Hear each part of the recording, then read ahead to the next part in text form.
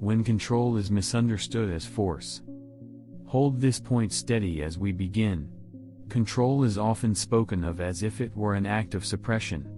As if discipline meant pushing feelings down, silencing impulses, or hardening yourself against experience. This assumption is common, and it is false. It confuses control with force, and force with strength. Events themselves are neutral. They do not arrive with meaning attached. A delay, a remark, a mistake, a loss, none of these carry disturbance on their own. What unsettles you is the judgment you add to them. The belief that something should not have happened.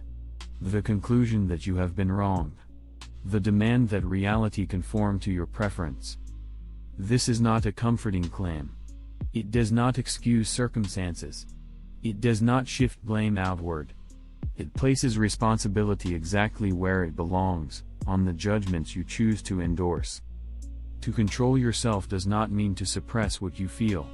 Impressions arise automatically. Sensations, emotions, and thoughts appear without asking permission. Control begins later, at the point where you decide what these impressions mean, and whether they deserve your agreement. When this distinction is missed, discipline turns harsh. People attempt to dominate their inner life through resistance. They clench. They endure. They suppress. And they call this control. But suppression is unstable. What is forced down returns with more pressure. Stoic discipline begins elsewhere. It begins with clarity about what is yours to govern, and what is not. Without that clarity, effort becomes strain, and strain becomes frustration. Notice this carefully, when control is claimed where it does not belong. Before discussing discipline, ownership must be precise. Much of what people call control is an attempt to govern what was never theirs. They focus on outcomes, reactions, timing, recognition, and the behavior of others.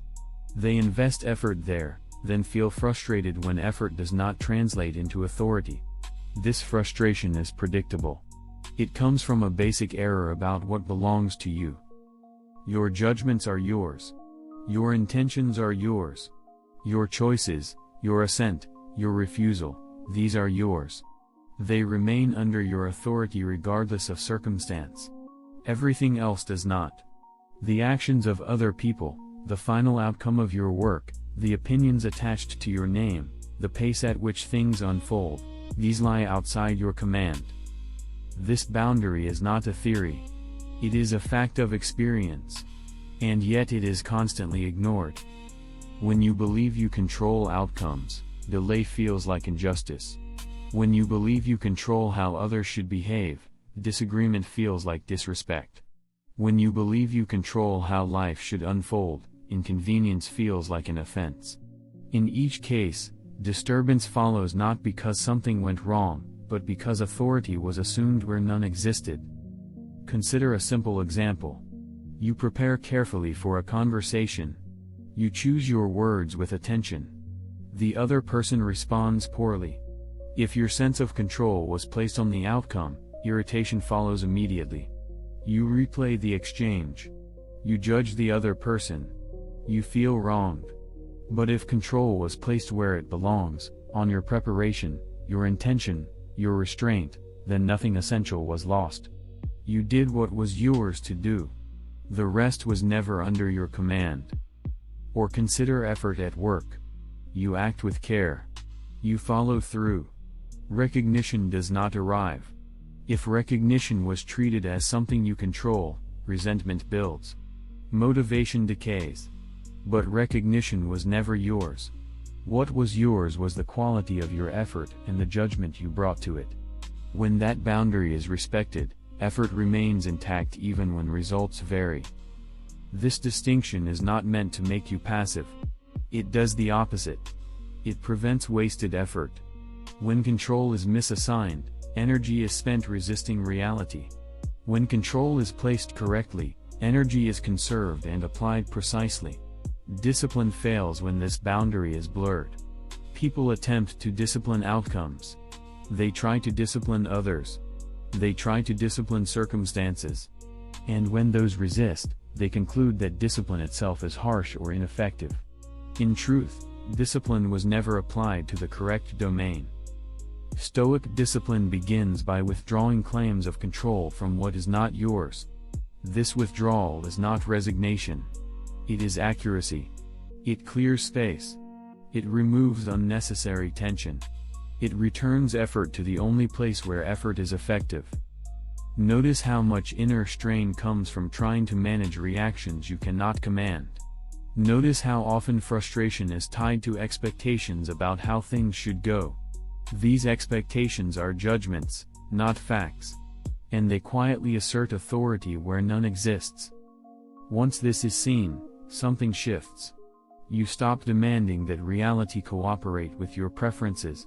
You stop treating resistance as a personal failure. You begin to act without attaching your stability to results. This is not emotional suppression. You may still feel disappointment. You may still feel irritation. These impressions arise naturally. But they are no longer confused with evidence that something has gone wrong. They are recognized as impressions, not verdicts. The boundary is simple, but it is not intuitive. It must be returned to repeatedly. Each time it is ignored, disturbance follows. Each time it is respected, effort becomes lighter and more deliberate. This boundary is the foundation. Without it, discipline becomes force. With it, discipline becomes clarity. Control alone does not explain reaction, where the mind grants agreement. Now we look at what actually creates disturbance. What happens to you is not the decisive factor. What decides everything is the moment your mind agrees with an impression. This moment is usually overlooked because it is quiet, brief, and habitual. Yet it is the only point where freedom operates. An impression arrives automatically. A remark is heard. A message is read. A delay occurs. A look is interpreted. None of this requires your permission. Impressions present themselves as raw data mixed with suggestion. They often arrive already carrying a story. This is disrespectful. This is unfair. This is a problem. That suggestion is not yet a judgment. It is an invitation. Disturbance begins when the invitation is accepted. Between impression and reaction lies assent. Assent is the act of agreement. It is the moment you say, often without words, yes, this is how things are. Once assent is given, the body reacts, emotion intensifies, and behavior follows. Not because the event forced it, but because judgment authorized it.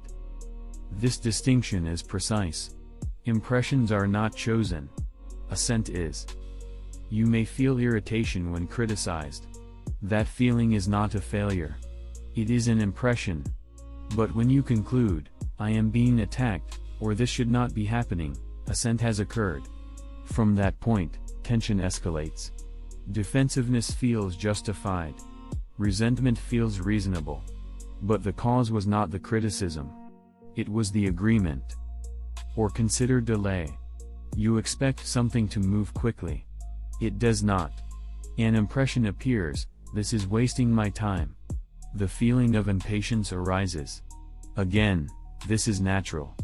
But when you assent to the judgment that something is wrong, agitation grows. You rehearse frustration internally. You tighten. Nothing external has changed. Only agreement has been added. The common mistake is to believe that emotions themselves are judgments. They are not. Emotion is a signal, not a verdict. It indicates that an impression has arrived. Assent determines whether that signal becomes a command. Stoic discipline does not attempt to block impressions. That would be impossible. It trains attention to recognize the moment before assent. This moment is brief, but it exists. It is often felt as a slight hesitation, a chance to pause, a space where reaction has not yet hardened. This pause does not require suppression. You do not need to argue with yourself or force calm. You only need to withhold agreement until clarity returns. One breath is often enough. Not to eliminate feeling, but to separate feeling from conclusion. Most disturbance persists because assent is given reflexively. The mind agrees before it observes. Habit fills the gap.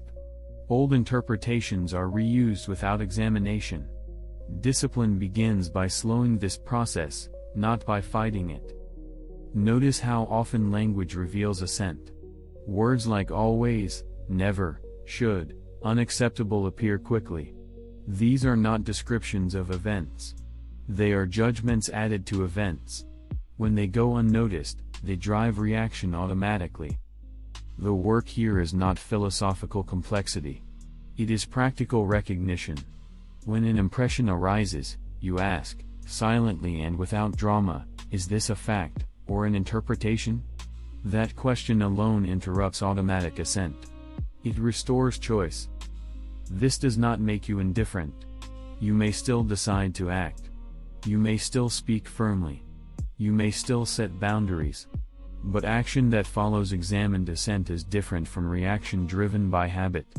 It is quieter, more deliberate, less entangled. Assent is the hinge. Everything turns there. Without understanding this, control feels impossible. With it, control becomes simple, though not easy. It must be practiced repeatedly, in small moments, without expectation of perfection. Understanding the mechanism is necessary, but it is not sufficient. Recognition must be trained until it becomes reliable under pressure. Understanding this does not create discipline. How discipline is mistaken for endurance. This is where most people misunderstand discipline. Discipline is commonly imagined as endurance under pressure. You force yourself to tolerate what you dislike. You suppress reactions. You hold still until discomfort passes. This may look like control from the outside, but internally it is strain. And strain is not stable. Endurance relies on tension. It assumes that the correct response to difficulty is resistance. You tighten against impressions. You attempt to overpower impulse. For a time, this may appear effective. But whatever is held down by force demands energy to remain contained. When attention weakens, it returns with greater intensity. Stoic discipline is not built on resistance. It is built on training. Training does not fight impressions. It prepares for them. It does not demand that the mind behave differently under pressure. It conditions the mind before pressure arrives. This difference matters. Consider physical training. You do not wait until a heavy load is placed on you and then attempt to invent strength. Strength is developed earlier, through repetition, under manageable conditions. Mental discipline works the same way. It is not proven in extreme moments. It is built in ordinary ones. When discipline is mistaken for endurance, people focus on willpower. They attempt to override habit through force of intention. But willpower is limited. It fluctuates with fatigue, hunger, mood, and circumstance. When discipline depends on willpower alone, it collapses precisely when it is needed most.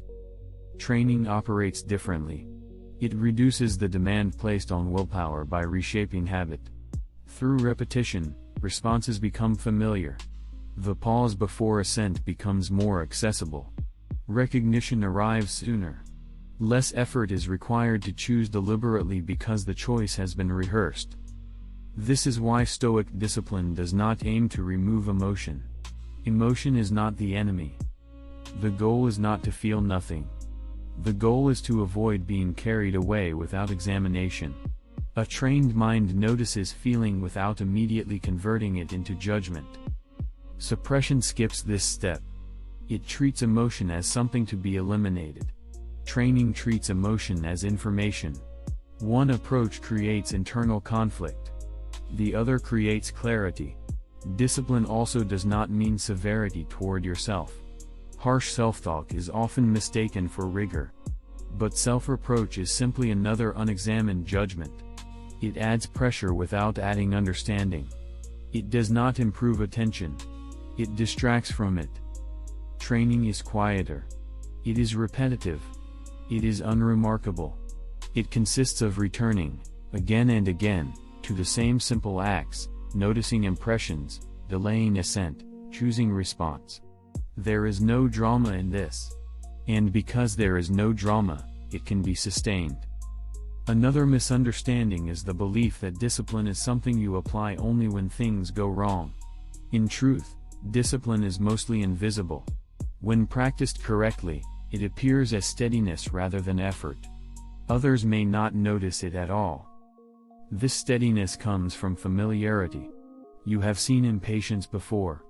You recognize it. You know how it begins. You know that it does not require immediate agreement. The same is true of irritation, defensiveness, envy, or fear. Training makes these impressions recognizable rather than compelling. Without training, each impression feels new and urgent. With training, impressions lose their authority quickly. Not because they are suppressed, but because they are understood. This is why discipline must be practiced before pressure. Waiting until a situation becomes difficult and then attempting to be disciplined is like trying to learn balance while falling. Training must occur when the stakes are low, so that when they rise, the response is already prepared. There is no punishment in this practice. There is no demand for perfection. Errors are information. Each time you notice that assent was given too quickly, you have learned something about where attention was weak. That observation is itself part of training. Discipline, understood correctly, is not a test of toughness. It is the gradual alignment of judgment with reality. It replaces force with familiarity. It replaces suppression with skill. This distinction matters because only training endures. Force exhausts itself. Practice must leave theory, where discipline enters ordinary moments. This practice is proven in ordinary moments. Discipline does not announce itself during dramatic events. It appears quietly in situations that seem insignificant. A minor inconvenience. A casual remark. A routine delay. These moments are where training either exists or does not. The first practice is anticipating impressions without anxiety. This does not mean expecting the worst. It means recognizing patterns accurately. You know that interruptions occur. You know that people misunderstand. You know that plans are altered. Treating these facts as surprises is what creates irritation.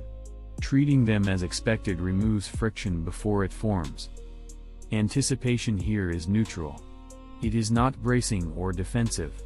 It is simply an acknowledgement of how things tend to unfold. When you begin the day assuming that nothing unexpected should occur, every deviation feels like a violation. When you begin knowing that impressions will arrive, you are less hurried when they do. The second practice is pausing before assent. This pause is small. It does not require withdrawal or silence. Often, a single breath is enough. The purpose is not to calm yourself, but to interrupt automatic agreement. In that brief space, you allow the impression to remain unconfirmed.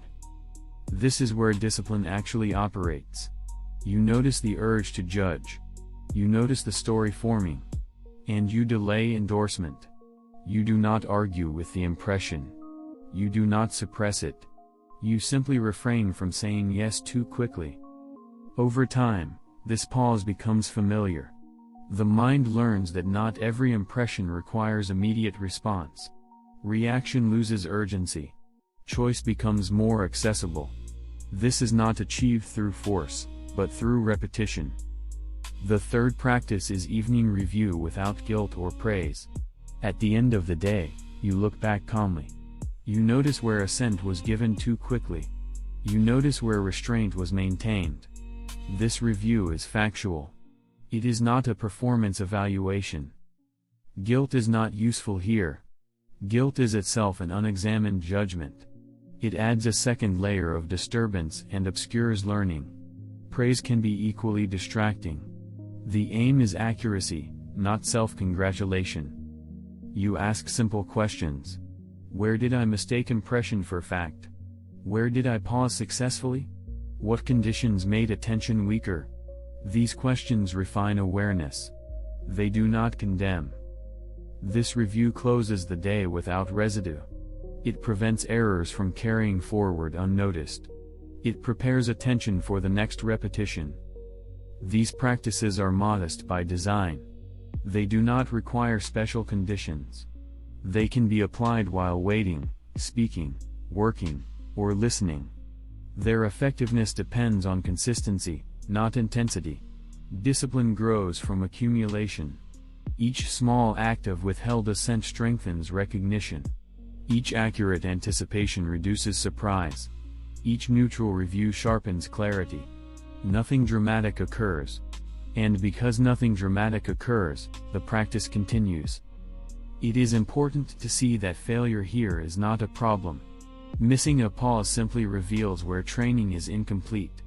That information is valuable. It directs attention without discouragement. Over time, a change becomes noticeable. Disturbance still appears, but it passes more quickly.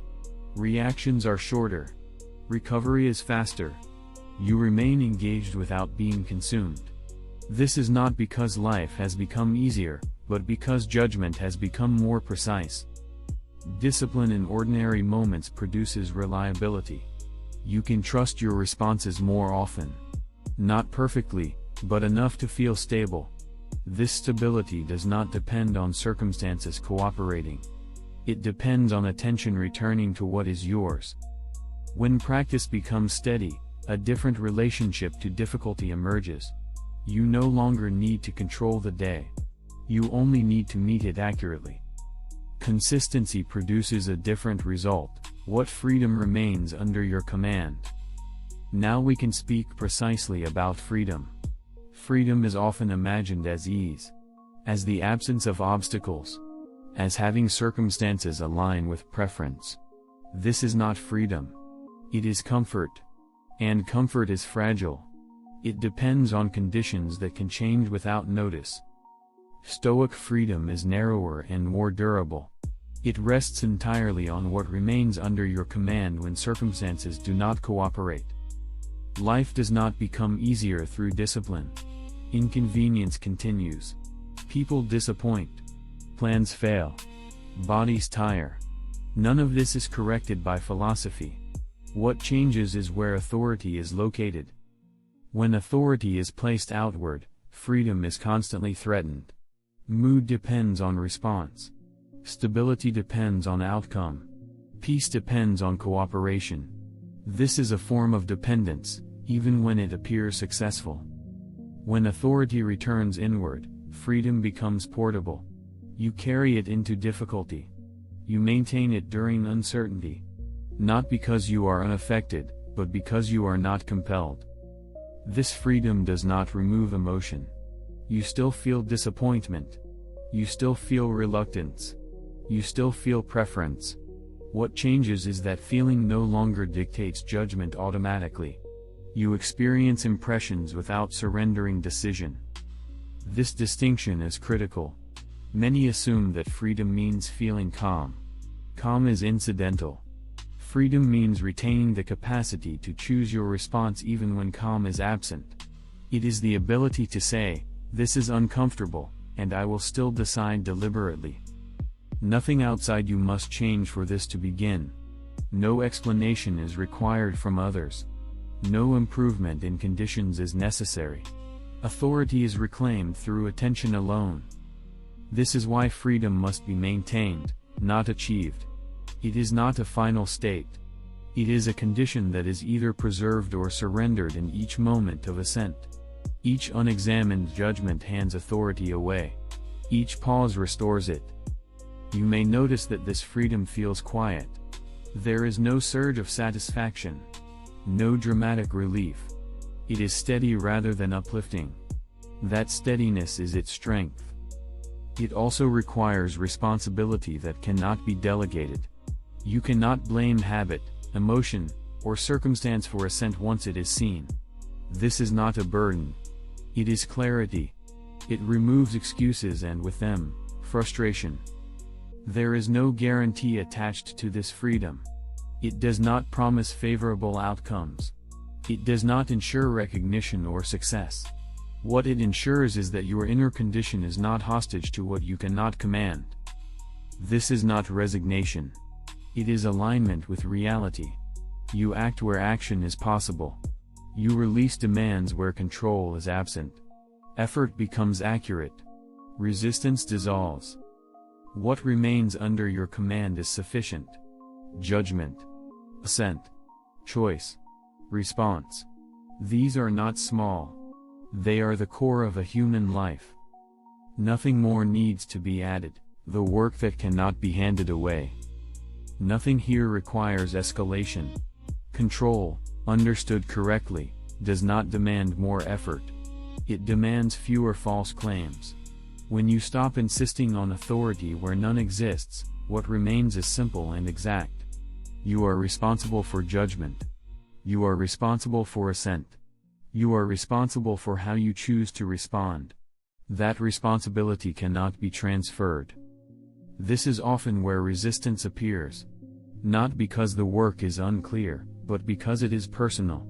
There is no one else to blame once the mechanism is seen. Circumstances no longer explain disturbance. Other people no longer supply excuses. Habit loses its disguise. This is not harsh. It is clarifying. You are not required to be perfect.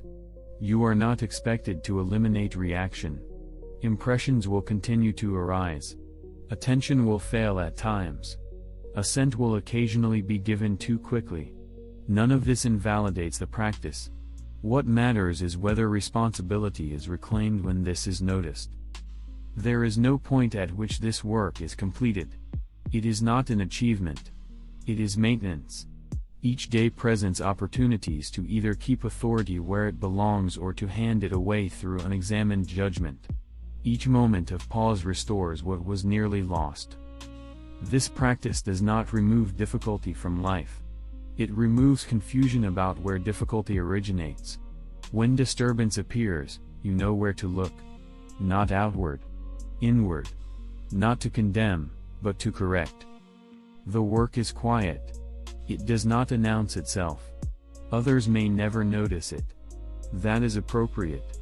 What is preserved here is not an image, but inner sovereignty. Nothing external must change for this to continue. Nothing needs to improve before you begin again. The next impression is enough. The next pause is enough. The next accurate judgment is enough. The work is simple. It is not easy. And it is yours. Return to what is yours.